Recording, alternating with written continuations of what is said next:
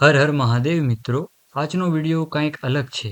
આજના સમયમાં કળિયુગના લોકોએ અલગ અલગ રીતે ભગવાનને ભજવાનું શરૂ કર્યું છે.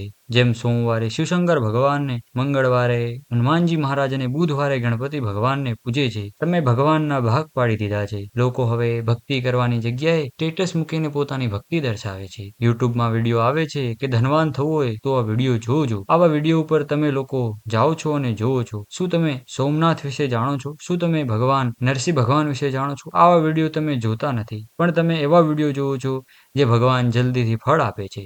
એવા લોકો સાથે ફરો છો જે ભક્તિ નથી પણ ઢોંગ કરે છે. તમે ભક્તિને એક ઢોંગ બનાવી દીધો છે. આજના કળિયુગના સમયમાં લોકો સ્ટેટસ મૂકીને પોતાની ભક્તિ દર્શાવે છે. સાચા અને જે એવા વિડીયો હોય છે તે તમે જોતા નથી. નારાયણ કવચ, ગાયત્રી ચાલીસા જે રોજ કરવાના હોય છે તે કરતા નથી. સવારમાં ઉઠીને 2 હનુમાન ચાલીસા વગાડીને પોતાની જાતને તે ધાર્મિક સમજે છે. લોકો હંમેશા અલગ અલગ વિડીયો જોવે છે. ચામુંડમાના કુળદેવીને ભજતા નથી.